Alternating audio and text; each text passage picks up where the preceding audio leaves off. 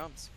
Good times ahead. Good times ahead. Even if it does end up going really, really long, then you get the fun, delirious nature just setting in with the whoever's casting at each point as the time goes on. So And remember, we'll so this is important to note that there was no die rolls on this. We are in seeding. So Milton, being the first overall, was able to play, to be on the play. And like I said, in this particular matchup, that's very important. Nick on the play is a very dangerous deck.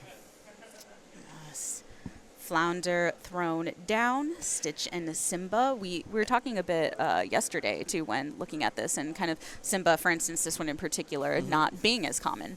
Right. And what I think is also interesting to note, the players know each other's deck lists now. Yes. So that automatically affects the way you mulligan. It automatically affects the things that you're inking. You have full information of knowing what your opponent has and is capable of interacting with you. So when you really start considering those things, then you might see these players play this match differently than they would have not knowing. The way that you prep completely transformed. Well, maybe that's an exaggeration and completely, but still, I think when it comes to any game that is very, very heavy in strategy, right, that pre-prep to your specific opponent is that much more important when it comes to your ability to take them on. Right, and that's why seeding becomes really interesting. Again, it plays. All these games play out differently being on the play of the draw. So all the information that was delivered yesterday saying like, okay, I know that I'm seed. I know I can choose whether to play or draw, and then I can look and I can see my opponent's deck list. I can see what his script is and learn all those things.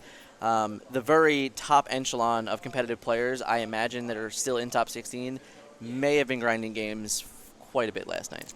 Oh, yes. A little birdie told you, I'm just saying. perhaps? I'm just yes. saying. I know if Getting I were those in that reps position, I would have went home and immediately built my opponent's deck and started playing games against it. That's what I would have done. No, true. And it's great to be able to have the tools to do that. And kind of whenever you get into that evolution of your gameplay where you are putting yourself in the seat of your opponent by playing their deck, kind of seeing the board from two different perspectives is going to strengthen your ability to take them on. And personally, as far as expectations for how the top 16 will go, because a lot of times you go in and you think, oh, top seed, definitely going to take it.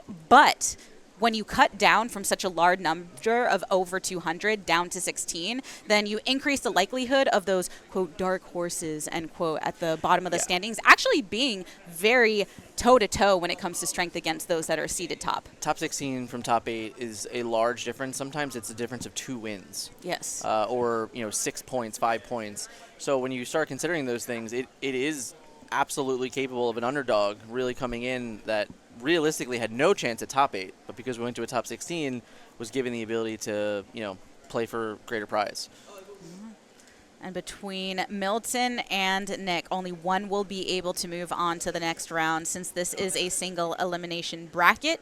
For Nick, we're seeing, of course, kind of the variance that can come from Emerald when it comes through. I feel like Jasper, for instance, is one of those that isn't in every Emerald archetype, but can be useful depending on your strategy. I think it was a card that was played heavily early, and most players were eventually got off of it and decided on playing a more top end with John Silver. Because John Silver has the ability to kind of do what Jasper does, but as soon as he comes into play, he's also a bigger body, and he also has 2 lore, so he threatens the game a little bit more and kind of plays into the strategy a little bit more than Jasper does. But in all honesty, this particular lineup, the 3 cost slots for Emerald is not spectacular, and Sapphire has some interesting additions that you can choose from, but they're also not like, I want to ride home about these. Yeah. So it's definitely a weak spot in that list in particular, in all honesty. And trying to flush it out and make sure those weak spots aren't as noticeable when going against your opponent, using cards like Jasper to do so. Hans being a staple, though, just because of the 3 lore points that he offers and being a decent body at 3 and 3 and inkable as well, coming down for Nick to start offering those questing threats that Milton must eventually need to take care of. And I'd really like to point out the play style of Milton right now. He has not drawn a card from these Rapunzels, and he's slamming them on the table because he knows that going first, he can be the aggressor. And in all honesty, Nick doesn't have a lot of ways to interact very much at all until the later parts of the game. We have Mother's Know Best, which is a bounce, But aside from Mother's Knows Best and then a 6-cost Uninkable Genie, there's just not a lot of interaction. So Nick feels really comfortable about slamming these guys down on the table and just going for lore. I'm trying to build up the lore in the earlier portion, as with both of these decks, you expect, at least in the mid portion, a bit more questing compared to the Ruby Amethyst that will happen later on, a bit more of a tighter battle. I imagine that whoever is on the play will be the aggressor in all these games, and the player on the draw is going to have to just try and break a serve at some point. Another Jasper coming down for Nick. Going to go ahead and start building up as much as possible the control of this board, trying to take care, it seems, of what Milton's gotten going, actually prioritizing the questing.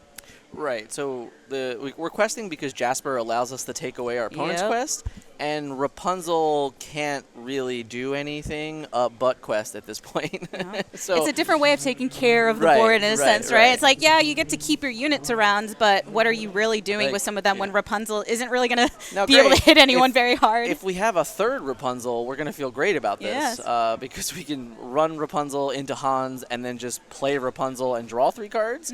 But I don't know if we're going to find a third Rapunzel. Instead, we find a Grab Your Swords. Okay.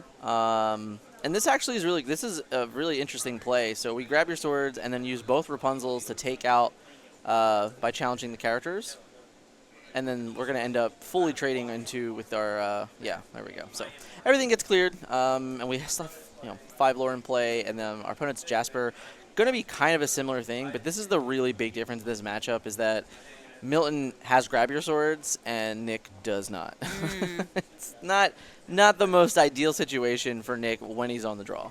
And we have seen the scenarios where, because Emerald's removal is not necessarily hard removal, it's just those bounce backs. Right. It's very conditional and can be a detriment to you when the targets in the later game end up being those that have those opening abilities that are strong, that you're just going to give the chance to reactivate, compared to the Grab Your Sword of Milton, just direct damage all the way across when the units don't necessarily have the highest willpower at that on Nick's side just yet. But even that, just think of, I just left my Rapunzel vulnerable to direct damage. Well, my opponent doesn't have any, so I don't feel bad at all about doing it, how I was able to succeed. Nick does decide to just quest here rather than removing a Rapunzel.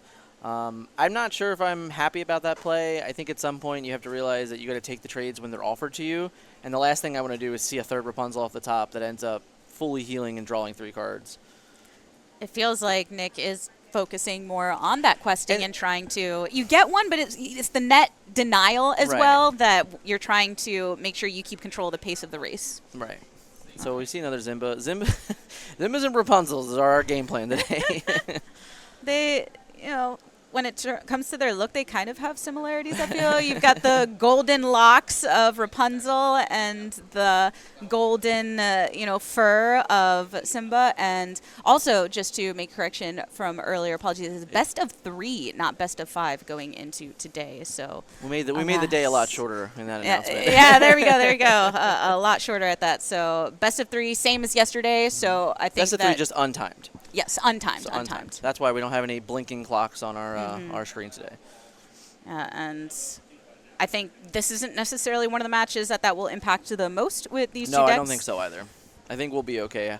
There is one Ruby Amethyst mirror in the top 16, so we might have to find some stuff to do in the meantime.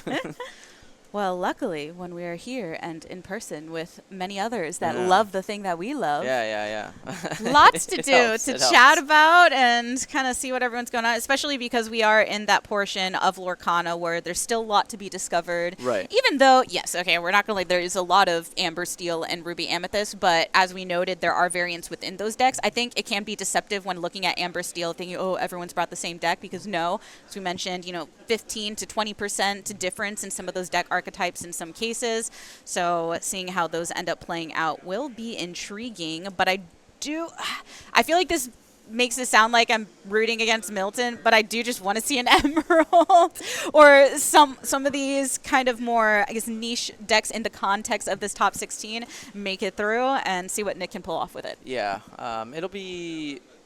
it's a tough battle for a lot of these decks that are just the solo act in the top 16 to make it out and make a name for themselves. this is particularly a really rough matchup for the draw for Nick. But again, at some point we got to find a way to break serve, and he knew that all last night that he was going to have to be able to, to do that to succeed further than the top 16. Trying to keep on moving through the bracket. But right now, 6 lore points for Nick, still building up on the side of Milton, now matching at, or 5 rather, as well, as we now see that increase for Nick.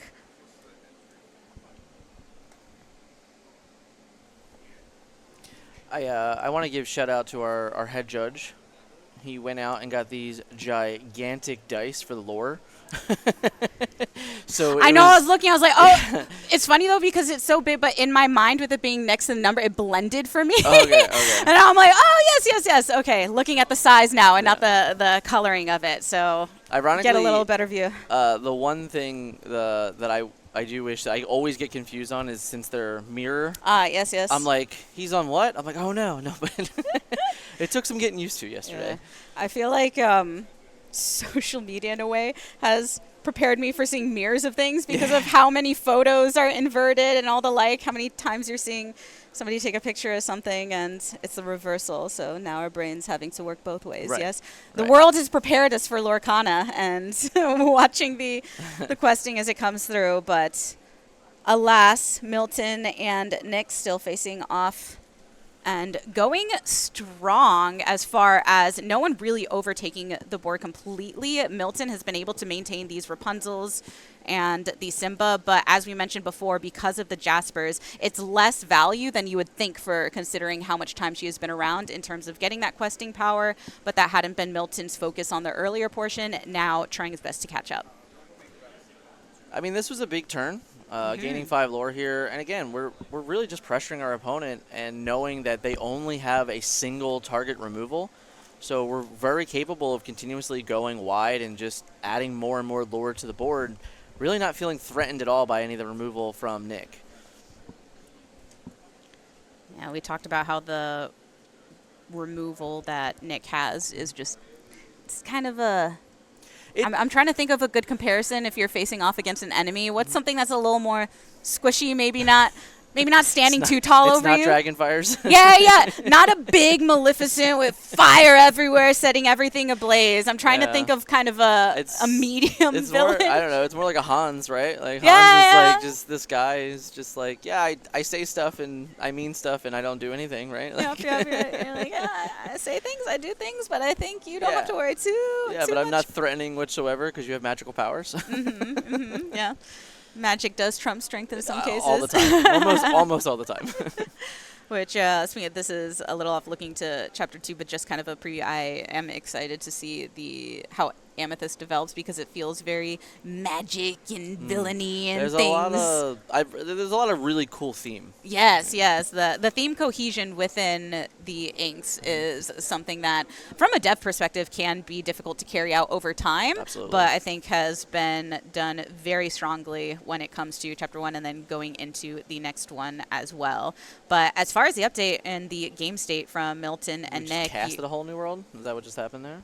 Yeah, a whole new world coming through and replenishing the hands for both sides. I'm trying to peek over and see what Nick has got working. Looks like there's a Mad genie. Hatter. Yes.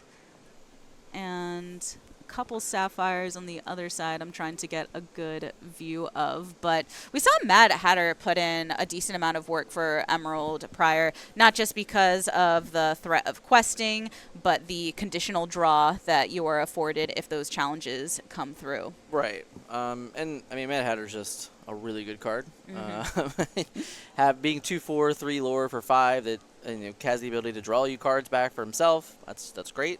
Can't really be too upset with those things for sure. A whole new world in terms of just the place within Lorcana in general. We've seen so much variance in the impact within a deck, just because I feel like how strong it can be in the matchup is very dependent upon your opponents and what they are running. Are you giving them draw when they are starving for draw themselves? Are you giving them a chance to go and find one of those bigger units? Or, as we saw yesterday, just mill and try and, Yeah. push the limits of the actual draw potential of the opponent, so they just keep All getting right, rid of them. Flounder Town. We're dropping all our fishy friends. And we're trying to match the width here. I think that's the big point here. Still very much on the Jasper's going to lure train and trying to stop the Rapunzel from going, which is fine. The good news is we can easily utilize one of our other Rapunzel to challenge, and then Hook can actually just finish off Jasper if that's what we want to just stop this annoying Jasper ability that's been buggering us for a few turns. But all in all here, I think the whole new world was a very interesting play. It did allow Nick to catch up in board save a bit. Again, there's not much threatening in the terms of challenging. However, we also can just go to 15 lore this turn and then add like 3 or 4 more characters and say, can you really stop me from getting 5 more lore next turn? I don't know that it's going to be a very easy route to to that victory. Yeah, very much a focus right now on just filling with threats, even these minor ones, just for that body match And Milton did manage to accrue a lot of lore considering the denial from those Jaspers before. So once Nick loses these opportunities to keep suffocating him in that way, we can see quite an acceleration from Milton's side. But you were saying how Nick getting those cards into hand because of a whole new world, when being a little bit starved of playing prior, has allowed this matchup to become a bit more even-keeled at this point in the game. We're tapping 5. And that's pretty Grab good. your sword, yes. Yeah, that's a pretty mean play. Flaying the Flounders. Yeah, Flounders and Flynn go to the wayside. And Jasper cutting that willpower in half. Expansion of the Inkwell for Milton to be able to play this Ariel. All right, we found a song. Hey, Ariel was being mean yesterday. She was in a mood on stream. She was like, I do not want to sing, guys. Yeah. I don't want to pull any sheet music. What are you making me do today? I don't want to earn my keep today. Yeah, but today on day 2, 1 for 1. 1 for 1. Yeah, we'll keep tracking that one, seeing what kind of mood Ariel is in for the rest of our bracket. But a very strong card with an Amber, especially when you're pairing it with those Grab Your Sword from Steel, and then even playing into Be Your Guest, for instance, to just kind of get that double up of that draw. So Milton just keeps on widening this board. Yeah, and this is just, we're looking at 1, 2, 3, 4, 5, 6, 7 lore. Jasper can prevent 2 of it, but that's still 5 lore.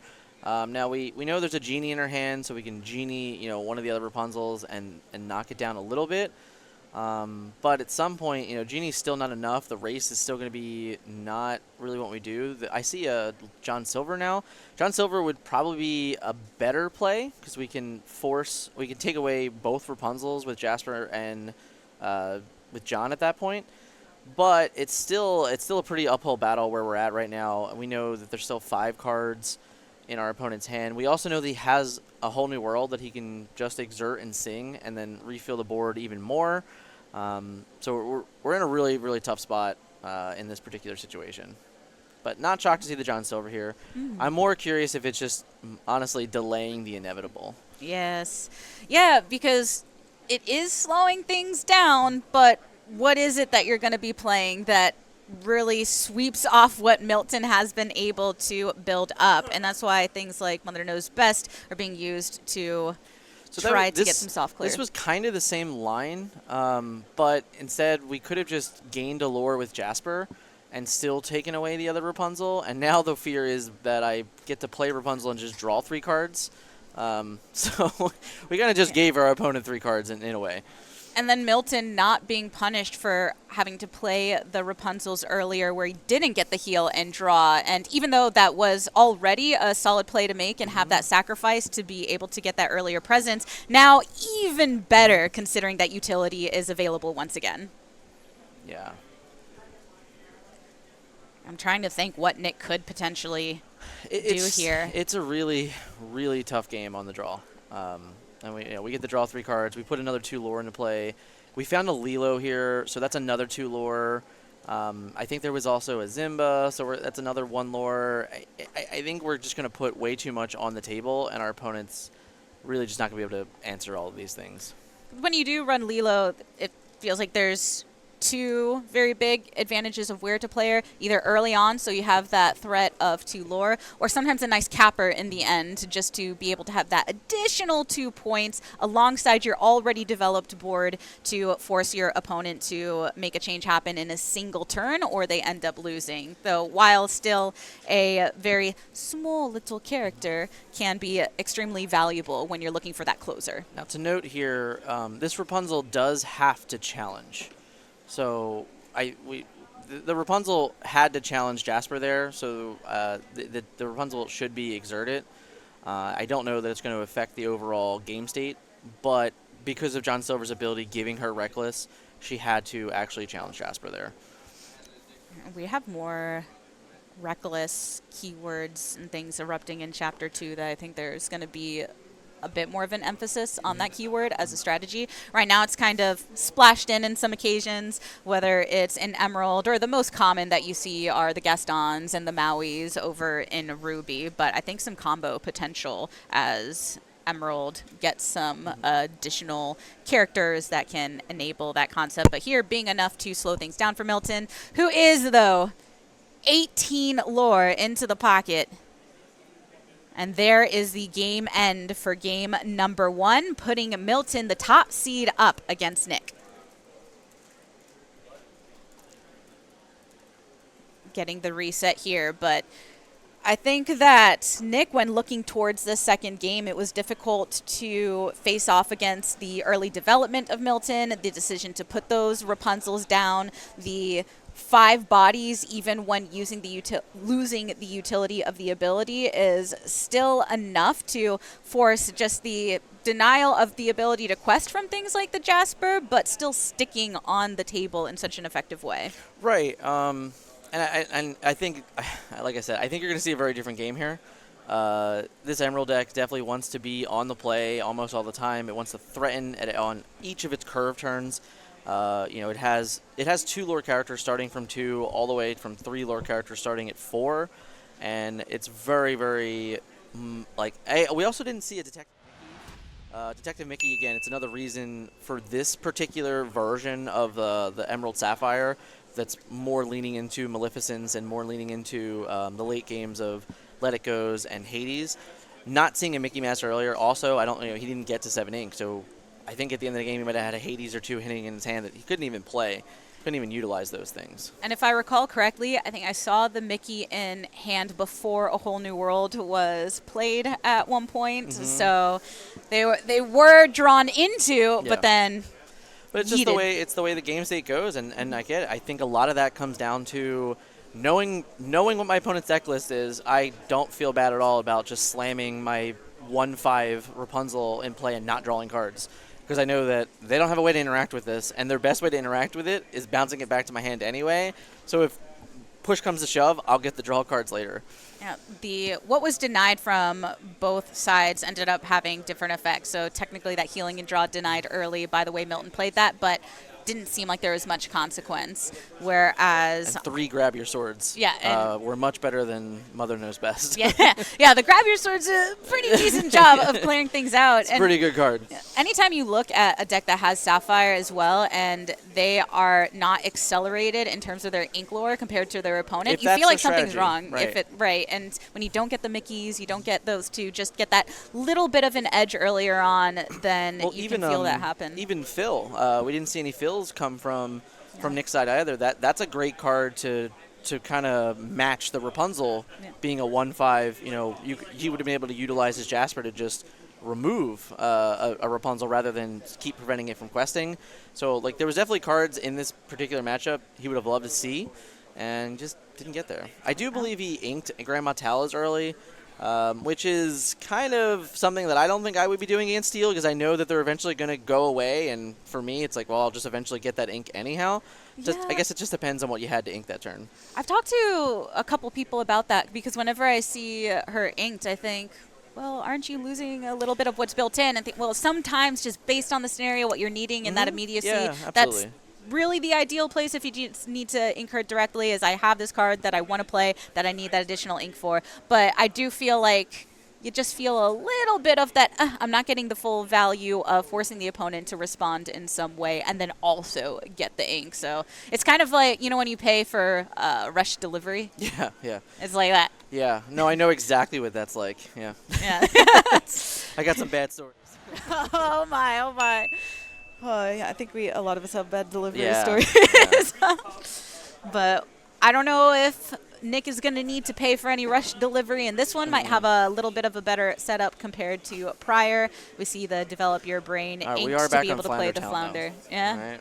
I'm a Flounder fan. He's a cool cat, right? Fish become more of a threat when you have more of them too. We saw 2 of them down at yeah. one Well, time. yeah, Maybe we'll but see a whole school. That wasn't good though. Yeah. They got removed by Grab Your Sword. We shouldn't talk about that. That's like Bruno. We shouldn't talk about that. But they felt nice and found friendship before taking down. They found it in death also. Yeah, apparently. yeah. You know, live together, die together. That's Flounder's new mantra. I feel like maybe a Floodborne version of Flounder would say something like that, a bit more edgy, but a classic Flounder is probably not gonna I talk worry like that. for the day that there is a Floodborne Flounder. Yeah. What would a Floodborne Flounder look like? Since all the Floodborne have something that's very unexpected, right? So like, what is Flounder's just unexpected aesthetic? I don't know. Maybe something with him with a trident or something. Just Chat, what do you think? Super bulk Flounder, you know? What would, if there's a Floodborne Flounder, yeah, what would that be? Same what thing would with Flounder look like? with Olaf. Like for me, Floodborne Olaf is just Marshmallow, right? Like. Oh, true. Yes. It's just a funny marshmallow, right? Yeah. Just maybe a marshmallow you wouldn't quite want to eat might upset your tummy compared to one that's a little more on the friendly side. But I think that's some of what is fun to look forward to. So be our guest, find Lorcana. Tinkerbell. That's another really great card in this matchup. Especially going on the draw. If we see a baby Tinkerbell on turn 3, Tiny Tactician, and then we can just say, yeah, we're just gonna play our Great Fairy, and then you're just not gonna have a board. It's gonna feel really good. Yeah. Gonna feel. But that's the threat here. Good. This deck is very much in tune with just turning sideways, gaining as much lore as possible, and forcing the opponent to act. But when you're the Steel, and you're kind of able to just ignore it, knowing that cards like Grab Your Sword and cards like Tinkerbell are going to be able to do all those things for you later, and we now know that this is already going to happen. I do wonder what Nick does in response to this, because if Nick decides to just turn all his cards sideways next turn, then his board is going to be eradicated, as you said yesterday. It's a good word, right? It's a good word. But that is the thing you have to consider from Nick's perspective when you see the little Still Tink come down and you know what play is on the horizon. You know Be Our Guest already found the Great Fairy, so you kind of just got to roll with that punch. Now, if we have a Mother's Knows Best, actually, this gets a little interesting. We can exert Jasper to bounce Tiny Tactician, and then play a Hans. Hopefully, like that would be the great follow up, because that way it sets him back several turns from the Tiny Tink again, and you just get to pressure. But that's not what happened here. So we're kind of just playing into this tech, unless we have a hard cast it Mother's Knows Best, which is really what we need. Because if we don't have a hard cast as Mother's Knows Best, then we might see very similar to yesterday. This game might just be over. Now Nick choosing to quest. And we didn't have a play at all. That's rough. We didn't see a lot of that yesterday because you're really hoping to avoid a playless turn, but it feels pretty bad when you just give those back-to-backs to your opponents. Also, shout out to JC Gons 753 Flounder that works for Ursula. I think is a good Floodborne version. And hello, Sun Goku, good to see you. But right now we do see the Tink coming on down, big giant fairy, getting that ping of damage across all of the characters for Nick, and then choosing to follow up. One of the benefits of being shifted on in is the immediacy with which you can get the benefit of Tink's ability to attack. Right, and we take out a Jasper. We get to decide whether or not we're going to remove Flounder or Flynn. If we decide to get rid of Flounder, it means that we're comfortable discarding a card. And this deck, playing a whole new world, is comfortable discarding cards. Pretty comfy. Yeah, I mean, why not? Yeah. It also gets, ironically, it gets some damage on the Stitch, too. Yeah. He added another damage to his Tink, which I can respect, because I would love to draw 3 cards with my Rapunzel instead of 2 cards. But Yeah. that's not how math works, guys. Not quite, but 3 is always better than 2. So when you're looking for that Rapunzel activation, but nonetheless, any draw is better than no draw, right? And right now, Nick is going to have to try and find another way to build up threats within this board, choosing to bring down the Cusco. We didn't get to see a Cusco last game, and then now finally coming into effect, of course, being such a threat within Emerald with that warding ability as well as the 3 lore points. Yeah, this is pretty good, though. And also, if you've noted, there's already 2 Grab Your Swords in Milton's hand. So what I believe is going to end up happening is we're going to quest with our Tinkerbell and Stitch this turn, get on the board with Lore, and then hope that our opponent overextends into double Grab Your Swords. And that'll just be the second time in the game that he's able to completely, wipe the board. Double grab your swords and be prepared being the most common tactics for getting rid of Cusco, aside from just running right into him once he does get that initial quest. It's just because he already has it in hand that he, now he just knows, I can just play to this. Another develop your brain goes into the Inkwell for Nick, and with 8 built up, decides to play the first Genie, bounce back that Tink. But again, those opening plays from cards like Tinkerbell, you're opening yourself up to that ping damage once again. Yeah, he's going to get value out of it. Obviously, he gets the 3 lore, so he gets to go to 11, pressures the game. Yes. He has 5 lore on play, and there's, now the double grab your swords play is not nearly as good. It takes several turns. But I still think we're not in the danger zone, I would say. If we had a Rockstar Stitch here, we could still have a lot of fun. But it looks like we're actually going to just trade and then play grab your swords. Okay, no, we're not. We're just... Oh, where did the extra damage come from? Why was there... Oh, maybe... I'm sorry. Rapunzel challenged. So Rapunzel and Stitch also both challenged. I thought Rapunzel Lord. So that's what happened. So Rapunzel and Stitch both challenged into Cusco, which is 3, and then Tinkerbell's able to come in and just clean him out, which is fine. And so Cusco finally dealt with for Nick, but because of that... It's interesting because he's dealt with, and we still have 2 grab your swords. Yes. So we still have a way to, clear out the board now if our opponent... Let's say our opponent plays a second Cusco. Well, now we're going to punish you for playing your second Cusco. Yeah. And it was that Genie play before that also ended up making that sequence happen. Yes. So here's our second Cusco that's sadly going to die a fiery death to grab your swords. A fiery death. But we're not in Ruby, Dan. I know, but I still had to make the claim. Yes, yes. Still feeling the fire of competition and then here. Genie, note here, Genie didn't quest. Since Genie didn't quest, it was able to remove the Rapunzel. And I guess that's a pretty fair assessment. You don't want your opponent to be drawing even more cards. It is just a shame that we're going to end up being punished. We only have 1 card left in our hand. I believe it's a Hades. We only have 6 ink. So the Hades can't actually even be played yet unless we draw an Inkable off the top. But that'll feel like the best recovery from double grab your swords. Hoping all the thoughts of ink will draw something for Nick so he can actually make this play happen next time around. Otherwise, I feel like we didn't get to see a lot of blue Hades yesterday. So I'd like to see some Sapphire Hades action for sure. Yeah, if I recall correctly, I think the Sapphire that we saw didn't run Hades. I'll have to take a look. I think it was the Amber Sapphire deck. Yeah. Patrick's deck, right? We did not get to see Patrick on stream yet. Okay. We Because just, I've been keeping an eye. I've been wanting to watch him play, but we haven't seen him yet. But that deck does run Hades and Let It Go, and those are very actually important to how he was able to succeed yesterday against some of the Ruby Amethyst ones. But so this was the inevitable grab your swords play.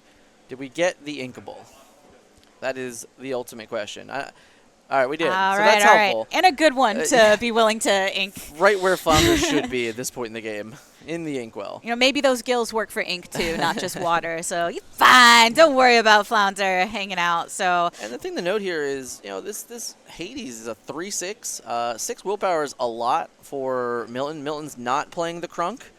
However, we have great recovery here. Rockstar Stitch is one of the best cards you want to play into an open board. And, we have to really remember that at this point, Nick is completely on the draw. The only card in his deck that can help him draw more cards is Mad Hatter, but it's not immediate, and it also requires his opponent to, challenge into it.